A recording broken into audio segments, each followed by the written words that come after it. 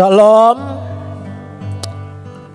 Pagi ini kita akan bersama-sama membaca firman Tuhan yang terambil dari Injil Yohanes pasal yang ke-15 ayat 1 sampai ayat ke-8. Yohanes pasal 15 ayat 1 sampai 8. Kita akan membacanya saling sahut bersautan. Saya akan mulai ayat yang pertama, lalu jemaat menjawab ayat yang kedua, dan seterusnya saling ganti bergantian sampai tiba pada ayat 8. Akulah pokok anggur yang benar dan Bapakkulah pemilik kebunnya.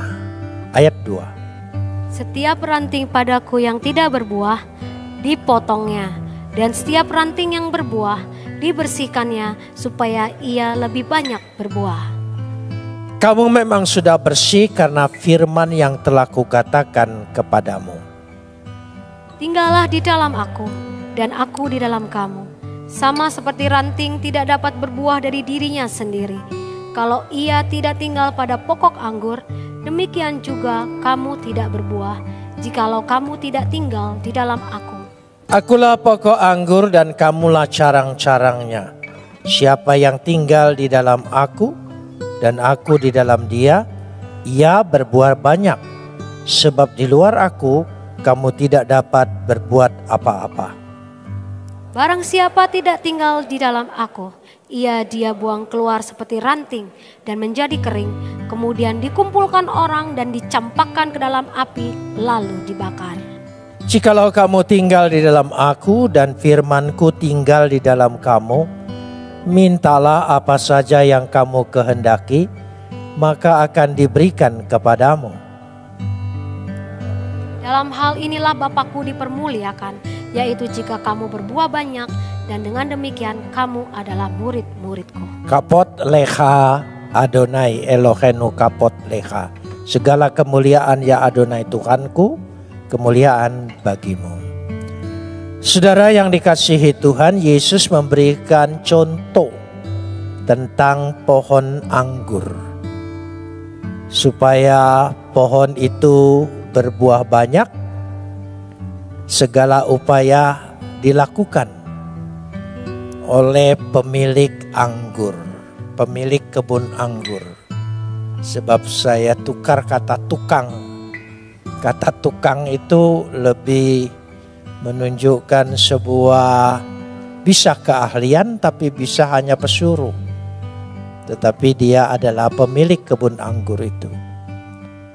Pemilik kebun anggur tentu menginginkan bahwa anggurnya berbuah lebat dan banyak. Dan pasti dia mengusahakan segala upaya. Dia memberikan sesuatu yang terbaik. Dan itulah diumpamakan kepada kita semua. Dan contoh pohon anggur bukanlah contoh yang sulit di Timur Tengah. Karena itu adalah pohon yang sudah banyak dan terbiasa di sana. Tetapi yang menjadi inti dari semua itu, ternyata Yesus ingin mengajarkan sesuatu di dalam diri kita. Pada ayat yang keempat dikatakan di situ, tinggallah di dalam aku dan aku di dalam kamu. Sekali lagi, tinggallah di dalam aku dan aku di dalam kamu. Ini bukan permainan kata, tetapi ini mempunyai dua makna yang berbeda. Kata tinggal di dalam aku berarti di dalam Yesus. Di dalam diri kita, kita tinggal di dalam dia. Yaitu menunjukkan sikap. Iman percaya kita. Kita harus tinggal di dalam dia. Kenapa kita bisa tinggal di dalam dia? Kita harus tinggal, yaitu yang pertama, di dalam karya keselamatannya. Kita percaya, kita menerima bahwa kita diselamatkan oleh Yesus. Sudah barang tentu kita harus tinggal di dalam seluruh karya Yesus. Di dalam menyelamatkan kita. untuk supaya kita tinggal dalam karya keselamatan Yesus adalah melalui bertobat. Dengan bertobat, kita menerima karya itu menjadi bagian kita. Jika hidup kita tidak dimulai dengan pertobatan dan terus-menerus dengan pertobatan, maka berarti kita tidak tinggal dalam Dia. Kita keluar dari Dia. Jadi orang yang tinggal di dalam Yesus adalah orang yang dimulai hidupnya dengan pertobatan dan menghidupkan pertobatan itu di dalam kehidupannya. Itu penting. Jika saudara hanya percaya, baik. Tapi di dalam kekristenan itu bukan sekedar percaya dan beriman. Karena Kristus bukanlah Tuhan yang tidak berbuat, hanya menunjukkan kebolehan kekuasaannya. Dia menunjukkan karyanya. Menjadi manusia, itu karya yang terbesar. Ilahi menjadi manusia. Mengambil tempat yang paling rendah. Dia menanggalkan semua keilahiannya. Mengambil rupa menjadi manusia. Itu karya yang terbesar. Kenapa dia harus lakukan itu? Karena Tuhan mencintai kita, mengasihi kita. Dan kita terima dengan apa? Bukan sekedar percaya, tapi terima dengan sikap pertobatan. Jadi kekristenan itu harus dimulai dengan pertobatan. Bertobat. Dan kita harus menghidupi kehidupan pertobatan kita terus. Itu berada dalam Yesus. Jika kita ingin tetap berada dalam Yesus, dalam zonanya, dalam kasih karunia-Nya, itu yang kedua. Dalam anugerahnya, kita harus berada di dalam karunia-Nya. Dalam lingkungan itu, lingkaran itu. Karena itu kita yang dikatakan di sini, kita harus hidup juga di dalam pengampunannya, penebusannya, pembebasan Yesus. Proses lahir baru. Proses kehidupan lahir baru terus menerus. Kita jelas dosa asal sudah diampuni. Tapi itu melalui satu proses untuk hidup dalam pengampunan terus menerus. Maka doa Bapa kami, ampunilah akan segala kesalahan kami, seperti kami juga telah mengampuni orang yang bersalah pada kami. Karena dua hal ini tidak bisa dipisahkan. Untuk mengampuni, minta ampun dari diri sendiri, itu mudah. Tapi mengampuni orang yang bersalah kepada kita, itu satu perkara yang sulit. Tapi kita harus hidup di situ. Kita harus menghidupinya.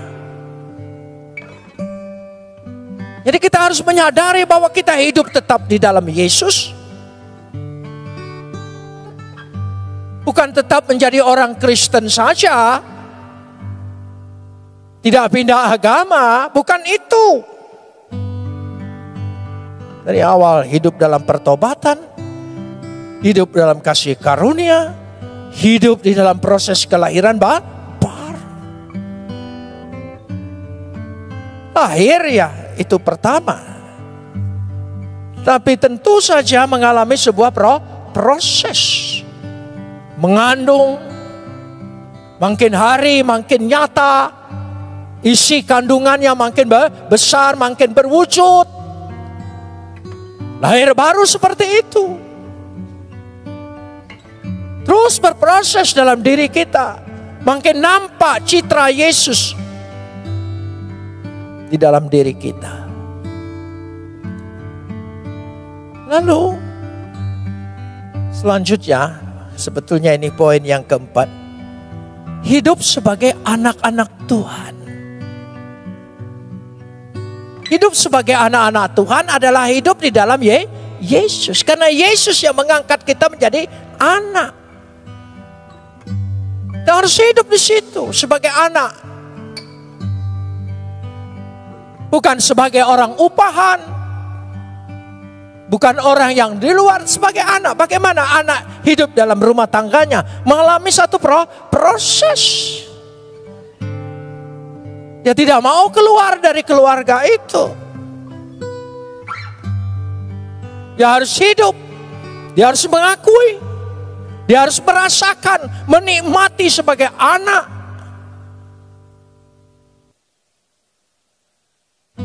Dan yang kelima, hidup dalam Kristus adalah hidup dalam pengharapan, menantikan kedatangannya yang kedua kali. Kita percaya ada yang kita nantikan dalam hidup ini. Bukan hanya sorga. Sorga itu pasti, itu waris. Ahli waris pasti menerima semua apa yang dijanjikan oleh Tuhan. Amin. Tapi menantikan kedatangannya. Bagaimana sikap hidup menantikan kedatangan? Menyampaikan amanat agung itu. Bersaksi. Memberitakan Injil. Menyelamatkan banyak orang. Itu hidup. Jadi hidup dalam Yesus bukan hanya identitas sebagai Kristen. Jangan lupa, hidup harus yang dikatakan tadi, yaitu dalam karya keselamatan. Karya keselamatan itu bekerja terus. Karya keselamatan bisa kita terima karena pertobatan. Dan pertobatan itu harus dihidupi terus. Bukan sekali bertobat selesai semuanya. Sementara kita hidup dalam sebuah proses yang harus kita akui dalam daging. Jatuh bangun sebagai manusia. Kalau begitu bertobat langsung diangkat jadi malaikat tidak masalah. Tapi bertobat tetap dalam kedagingan kita. Kita berperang, kita berproses. Satu-satunya senjata untuk melumpuhkan bahwa proses itu kita menang. Bertobat. Pasti menang. Iblis tidak bisa punya kekuatan di situ. Tapi kalau engkau bertahan, kau merasa hebat, iblis bilang, kau belum jadi, aku sudah diciptakan. Itulah hidup dalam karya Kristus, hidup dalam anugerahnya, kasih karunia-Nya, bersyukur semata-mata hanya karena karyanya, kasih karunia-Nya, anugerahnya aku diselamatkan. Perasaan rasa syukur seperti itu. Bersyukur karena karya Yesus.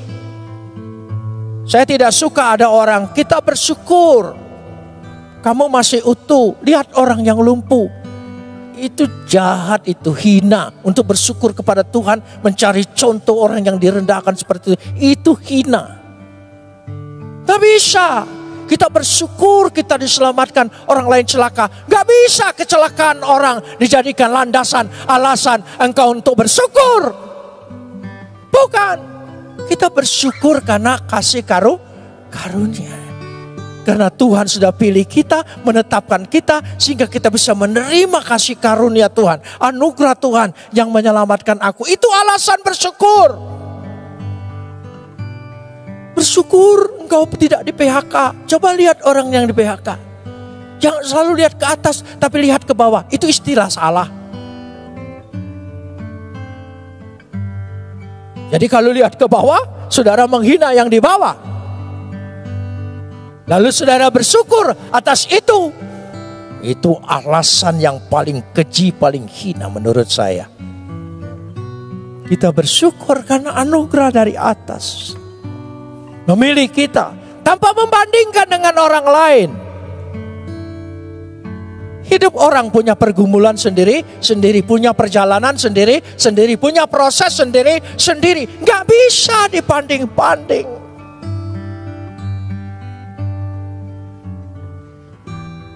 Tuhan lebih tahu. Ya. Tolong monitornya agak sedikit dibesarin. Jadi kita lihat, maka hidup dalam pengharapan akan kedatangan Yesus yang kedua kali. Saudara percaya Yesus bakal datang? Dia sudah datang. Mudah bagi kita. Dia sudah pernah datang dan akan datang. Mudah bagi kita. Untuk menyambut kedatangannya, Dia tugaskan kepada kita untuk menjadi saksi. Jadilah saksiku. Bersaksilah tentang aku. Beritakanlah Injil itu sampai ke ujung bumi. Itu tugas orang yang punya pengharapan menantikan kedatangan Yesus. Itu penting. Itu kata dikatakan ayat 4, tinggal di dalam aku. Jadi tinggal di dalam aku. Nanti kita pelajari di lain waktu lebih dalam lagi. Dan sekarang aku di dalam kamu. Kata saya tadi ada dua makna.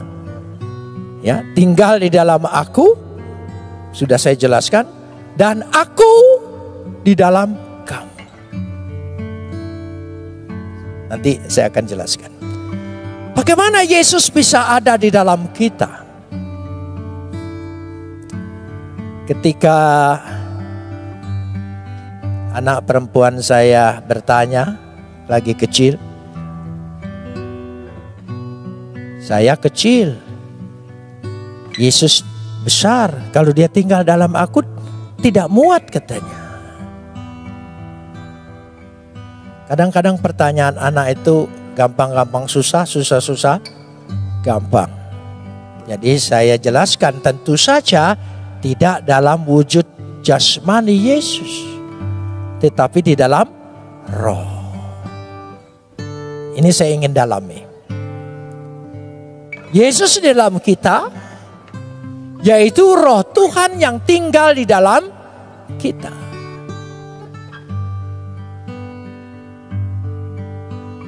Saudara percaya roh Tuhan tinggal dalam kita? Itu bukan doktrin loh. Itu harus iman. Roh Tuhan tinggal dalam kita. Lalu kita kumpul seperti ini. Ini kumpulan siapa? Siapa miliknya? Dahsyat ini.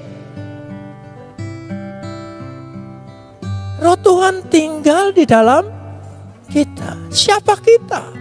Tapi karena tadi dia lebih dulu engkau hidup di dalam dia, maka dia di dalam kita. Karena itu dua makna yang berbeda. Untuk mempercepat waktu, saya tidak menggunakan istilah aslinya, supaya waktu kita masuk pada inti-intinya. Roma pasal 8 ayat 9 sampai 11. Roma pasal 8 ayat 9 sampai 11. Tetapi kamu tidak hidup dalam daging, melainkan dalam roh. Simak baik-baik. Kita hidup masih dalam daging ya. Tapi kehidupan kita tidak lagi dalam daging.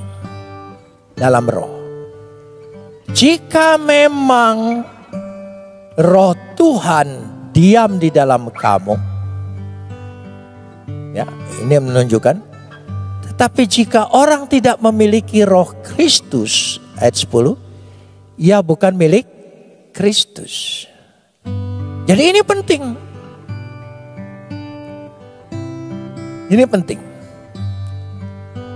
Tapi jika Kristus ada di dalam kamu, maka tubuh memang mati karena dosa. Tadi saya sudah jelaskan.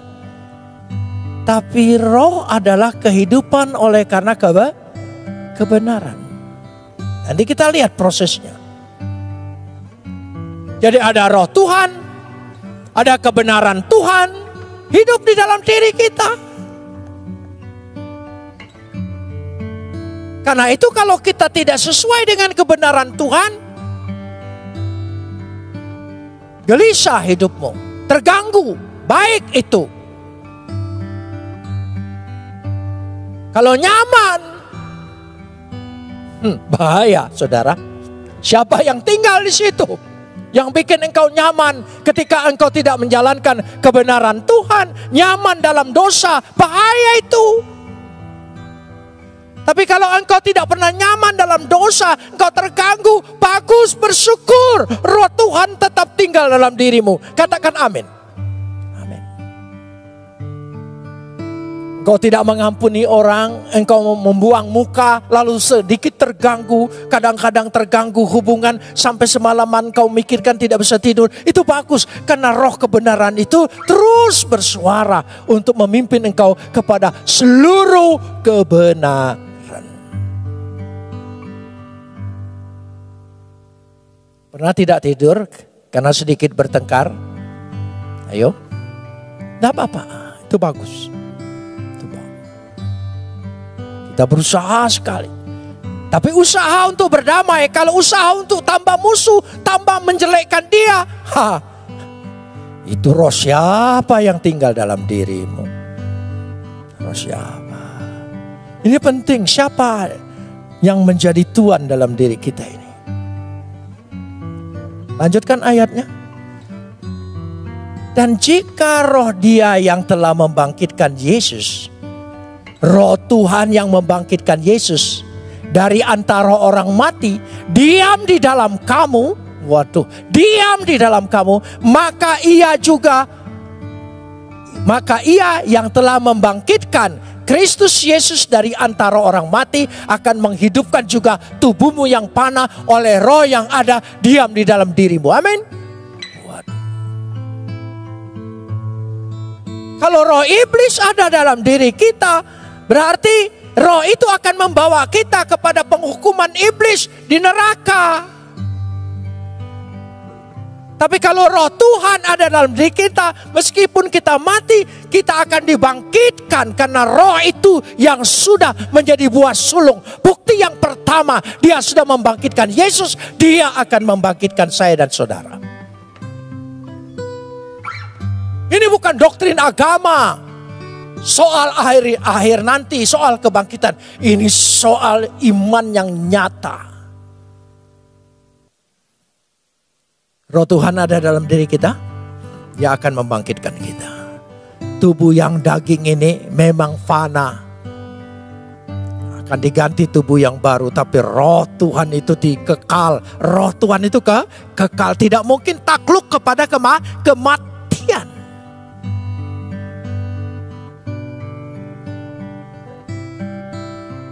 Jadi kalau ada orang sakit sampai tidak sadar, dari yang sebelum itu dibisikin supaya tidak salah. Tidak mungkin roh Tuhan itu tinggal. Amin. Tidak usah dibisik-bisik. Yang dikatakan di situ. Jika memang roh Tuhan di dalam kamu, ada kebangkitan hidup yang kekal. Ada kebangkitan. 1 Korintus 3 ayat 16. 1 Korintus 3 ayat 16. Tidak tahukah kamu bahwa kamu adalah apa? Bait Tuhan. Dan bahwa roh Tuhan diam di dalam kamu. Kita sebagai apa? Bait Tuhan. Bait itu sering rumah. Tapi sebetulnya inti ayat ini berbicara kita ini tempat Tuhan hadir. Tabernakel. Makanya tabut itu hilang. Karena tabut yang asli itu turun. Dan ketika tabut yang asli itu diterima dan percaya menjadi roh tinggal di dalam kita, berarti kita adalah tabut Tuhan. Tempat Tuhan hadir.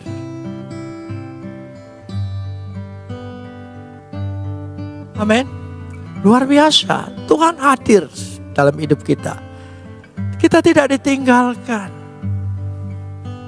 Dahsyat. Makanya imani dalam diri kita. Bukan hanya doktrin. Bukan hanya sekedar wahyu yang ada tertulis dalam Alkitab. Tapi yakin dan percaya. Kalau kita tidak sanggup berdoa, Dia yang akan meneruskan berdoa. Kalau kita tidak sanggup berkata-kata, Dia yang akan berkata-kata. Sehingga kita menikmati.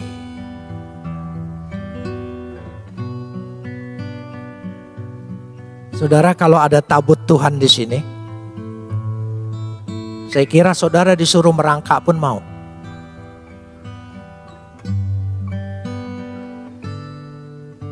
Karena tidak sembarangan yang salah pegang aja mati kan? Ya. Di sebelahmu itu tabut Tuhan loh. Loh ya. Ibu Nopa jangan macam itu, tabut Tuhan. Itu suamiku tapi tabut Tuhan. Luar biasa. Amin. Maka akan terciptalah persaudaraan dalam Kristus, Adelphos. Bukan hanya sekedar menghargai itu manusia dan saya manusia. Bukan. Manusia memang bagus. Kenapa manusia bagus? Coba saya menyimpang sedikit. Kenapa manusia bagus? Karena hanya satu-satunya manusia yang punya nilai. Makhluk lain tidak ngerti nilai. Coba taruh segepok uang jutaan oleh anjing, paling dicium sebentar. Manusia tahu nilai dia, ayo jujur. Nah, saudara, dia tahu nilai. Karena itu manusia pemegang nilai. Tapi nilai yang mana yang Tuhan berikan? Nilai kualitas. Bukan nilai angka. Kalau nilai angka berarti pikiranmu orientasinya profit, menguntungkan atau tidak. Bahaya sekali kalau menilai sesama manusia dalam profit. Bukan tidak perlu. Nilai manusia itu adalah kualitas. Kualitas ilahi. Engkau diciptakan menurut gambar dan rupa Tuhan. Ada kualitas dan potensi ilahi. Kita menilai sesama dari sudut kualitas. Balik lagi deh. Ini pelajaran khusus. Ya, jadi kita harus menilai. Ada roh Tuhan di dalam diri kita. Luar biasa. 2 Korintus 6 ayat 16. 2 Korintus 6 ayat 16. Apa hubungan bait Tuhan dengan berhala? Tentu tidak. Itu tadi saya sudah bicara tentang berhala. Yaitu nilai menurut angka. Nilai kita menurut apa? Kualitas. Karena kita adalah bait dari Tuhan yang hidup. Menurut firman Tuhan ini, aku akan diam bersama-sama dengan mereka dan hidup di tengah-tengah mereka, dan aku akan menjadi Tuhan mereka dan mereka akan menjadi umatku. Wah, meterai yang luar biasa. Aku hidup di tengah-tengah mereka. Aku yang menjadi Tuhan mereka. Ya, ada dalam kehidupan kita. Ada. Dalam perjalanan hidup kita. Mungkin perjalanan hidup kita tidak selalunya lurus. Ya. Karena kita bukan kereta api. Ya. Yang selalu berada di on the track. Mungkin. Tapi Roh Kudus membimbing kita, memimpin kita, mengembalikan kita pada relnya.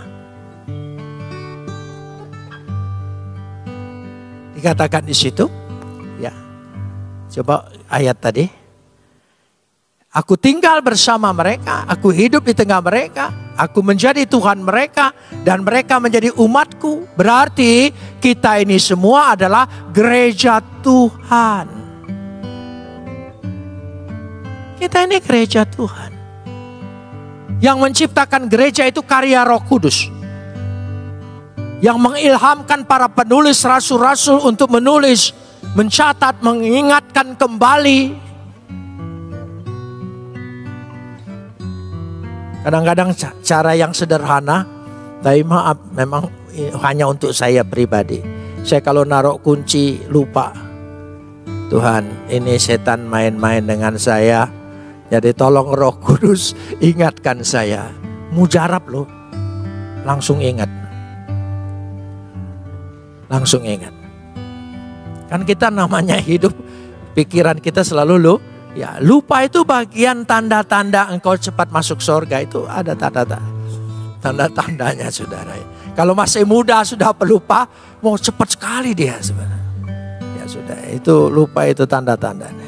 Jadi kita adalah gereja Tuhan. Kita ditempatkan di tempat gereja ini. Gereja ini didirikan oleh Roh Kudus. Dan gereja apapun yang terbentuk bagaimana prosesnya, itu semua karena Roh Kudus. Saya sangat percaya itu. Roh Kudus yang punya karya. Dan ketika kita ditempatkan, saudara bisa baca Kisah Rasul nanti pulang. Terutama pasal-pasal terakhir. Roh Kudus memilih Saulus, memilih Barnabas. Pisahkanlah mereka karena mereka akan dapat tugas khusus. Pengangkatan terhadap orang, penempatan pada orang, itu karya Roh Kudus loh. Jadi kalau saudara memang datang dan ditempatkan sebagai anggota di sini, saudara percaya, inilah tempatku. Kalau saudara mau keluar, boleh saja, jangan tanya saya, tanya Roh Kudus. Memangnya gereja itu partai politik, hari ini di sini, besok di tempat lain? Bukan itu. Ya. Saya bicara soal Roh Kudus ini penting kalau kita tidak iman ya. Roh Kudus itu adalah sumbernya sama. Ya, pribadinya lain tapi dia sama dengan Yesus. Makanya kadang-kadang Roh Kudus, kadang-kadang Roh Yesus. Yohanes pasal 14 ayat 16. Saya masuk ini dulu supaya kita mengenal betul. Aku akan minta kepada Bapa dan Dia akan memberikan kepadamu seorang, tolong sambung, penolong yang lain, supaya menyertai kamu apa? Selama-lamanya. Penolong yang lain. Sama enggak? Ayo, penolong yang lain sama enggak? Beda enggak? Bahasa Yunani ada dua untuk menunjukkan yang lain. Yang pertama aloi. Bukan bakmi, aloi itu bukan ya. Aloi. Aloi artinya ya beda tapi sama. Nanti kita lihat dari sumber yang sama. Kalau beda sama sekali, itu namanya heteros. Itu bedanya, heteros. Kalau bertentangan sama sekali namanya heterodok. Bisa mengerti? Jadi dia menggunakan kata aloi. Beda tapi sama. Kenapa sama? Sama-sama keluar dari Bapa. Sama-sama ilahi. Bahkan Yesus itu lahir karya siapa? Ayo udah saudara ya. Makanya jangan suka sepotong. Ya, kita lihat. Ya. Jadi sama. Yohanes 15 ayat 26. Yohanes 15 ayat 26. Jikalau penghibur yang akan kuutus dari Bapa datangnya. Jadi roh itu datang dari Bapa. Yesus datang dari Bapa. Roh kebenaran yang keluar dari Bapa. Dia akan bersaksi tentang aku. Kesaksiannya melalui rasul-rasul menulis, mengilhami kitab suci. Dia bicara siapa di sini? Yesus. Dia tidak bicara yang lain. makanya yang diberitakan firman adalah pribadi Yesus. Itu berarti orang diperintahkan, diurapi oleh Roh Kudus. Kalau dia memberitakan hal yang lain, itu bukan Roh Kudus. Gampang sekali. Roh Kudus, dia memberitakan sesuatu kepada kita, bukan yang lain. Kadang-kadang kita lebih banyak beritakan tentang diri kita. Tadi malam saya dibawa Tuhan ke sorga ketemu Yesus. Terus ternyata bekas salib Yesus itu di sini. Aliran yang sama bilang, ternyata bekas salib Yesus itu di sini, di sendinya. Saya bilang, kalau mau bohongin umat, mereka itu harus rapat dulu supaya sepakat gitu. Jangan bertentangan satu dengan yang lain. Nggak usah lah. Sesuatu yang kita ingin ditunjukkan sebagai gereja yang dahsyat, mengeluarkan hal-hal yang aneh. Nggak usah. Cerita Yesus cukup.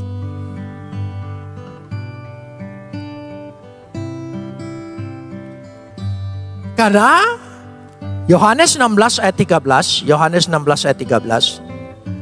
Tetapi apabila ia datang roh kebenaran, tolong sambung. Ia akan memimpin kamu ke dalam seluruh kebenaran. Sebab ia tidak berkata-kata dari dirinya sendiri. Dia akan memimpin kamu kepada seluruh kebenaran.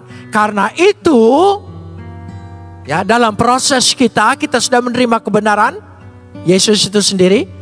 Tapi kita terus terang saja hidup kita belum tentu seluruhnya benar dan tiap hari benar. Karena itu dia membimbing kita, menuntun kita supaya kita hidup dalam keseluruh kebenaran. Terus berproses. Pengetahuan iman kita, Alkitab kita terus berkembang sesuai.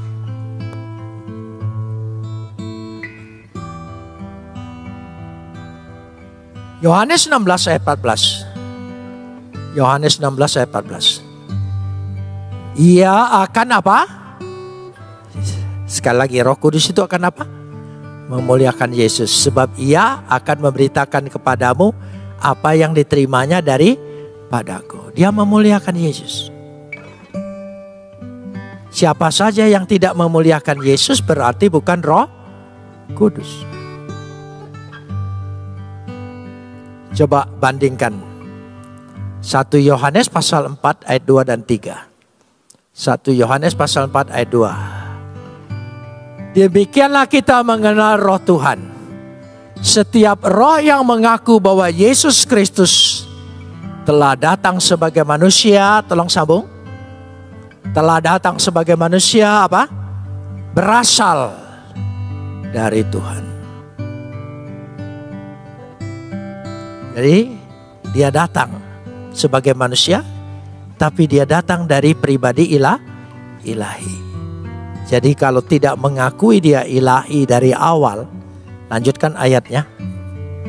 Sebab setiap roh yang tidak mengaku Yesus tidak berasal dari Tuhan, roh itu adalah, tolong sambung.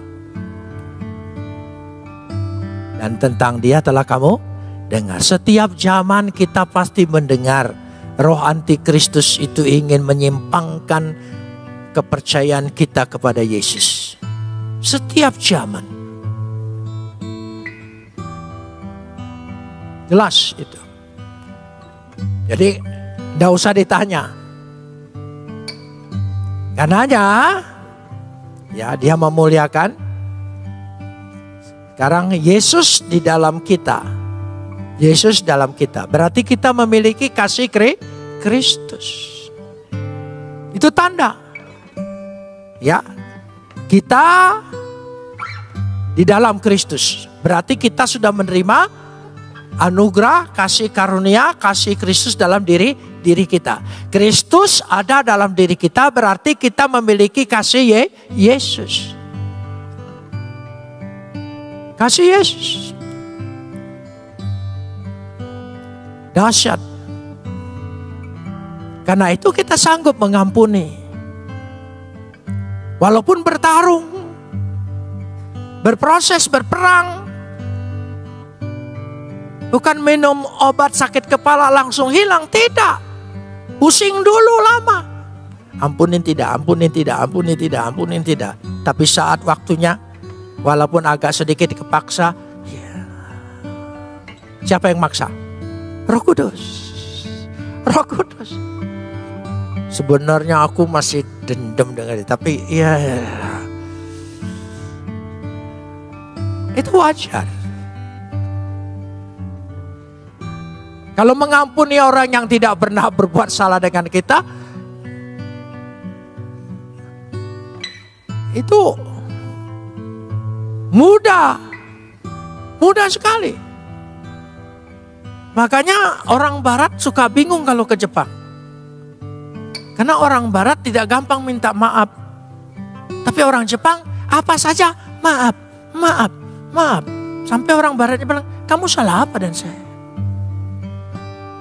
Mau lewat aja, maaf, sumimasen.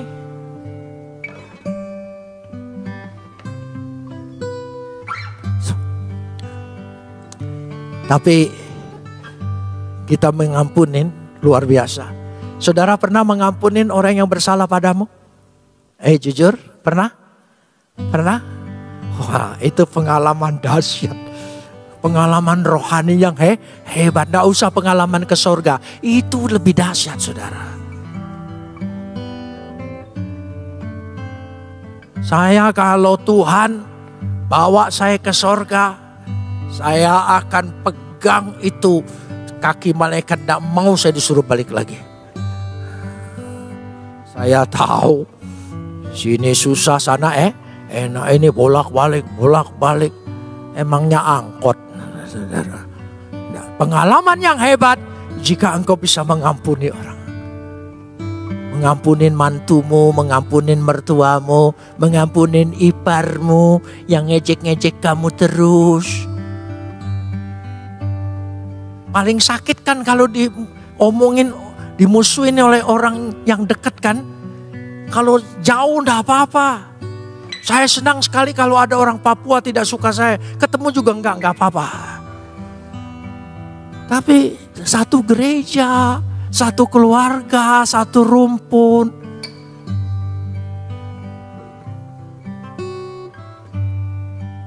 Saudara pernah mengalami? Dan saudara ampuni? Itu pengalaman rohani yang dahsyat. Dahsyat, amin saudara. Itu mujizat. Mujizat. Hatiku bisa ngampunin orang. Mujizat yang besar.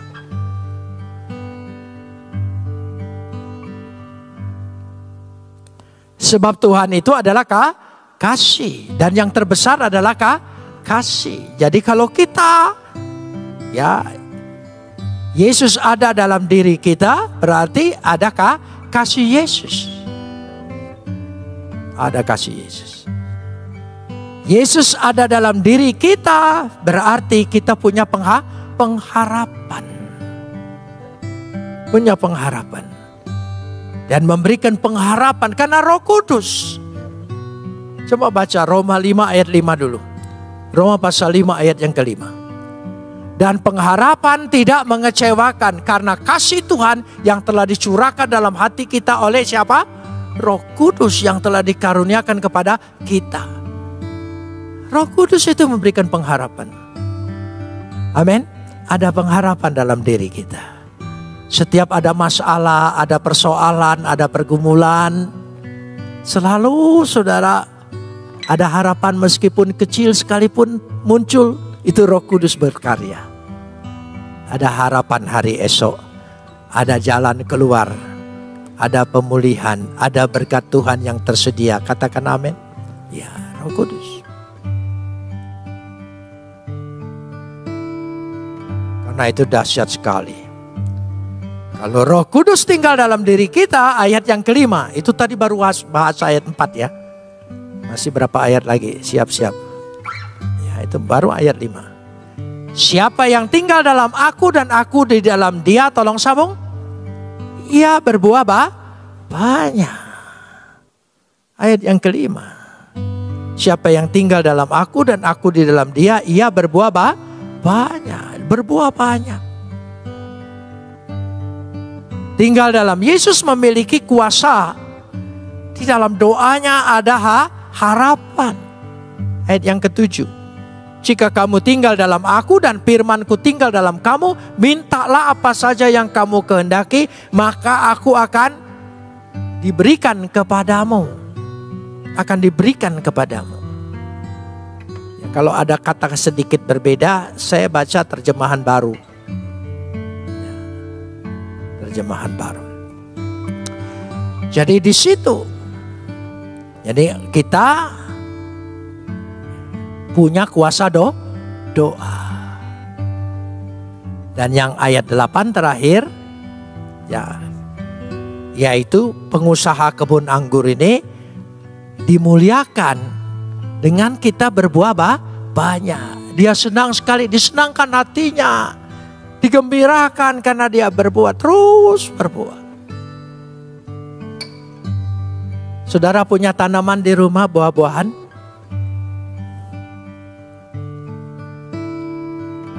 Ibu Yusuf punya 2 pohon mangga. Kalau sudah berbuah banyak, oh dia senang. Tapi dia sedikit kecewa kalau kalong memulai. Saya bilang kalong itu penciumannya kuat. Jadi dia tahu mana buah yang bagus atau tidak. Kalau sering kalong makan buah mangga kita, itu mangga kita istimewa. Gitu. Kalau tidak ada kalong yang datang, mangga kita asam itu saudara. Karena kalong tidak pernah ngerujak. Itu masalahnya saudara. Jadi dia tahu ini bukan seleranya. Tapi kalau harum, manis, oh itu bagus. Ya. Jadi kalau buahnya lebat, banyak, oh dia senang. Ya. Jadi begitulah juga Bapa kita di sorga senang. Makin hari buah kita bertambah. Kalaupun buah kita sedikit dimakan kalong di sebelah gitu ya. Ya kan kadang-kadang sukacita kita hilang. Itu bukan karena yang jauh-jauh. Yang hidup di sebelahmu. Itu yang sering menghilangkan sukacita kan. Itu saudara. Bersyukurlah yang jomblo. Engkau belum ada ya. Kau sukacita sendiri, susah sendiri. Ya silakan. Semua serba sendiri. Jadi yang penting ayat 8 ini bahwa kita berbuah banyak sekaligus menunjukkan bukti bahwa kita adalah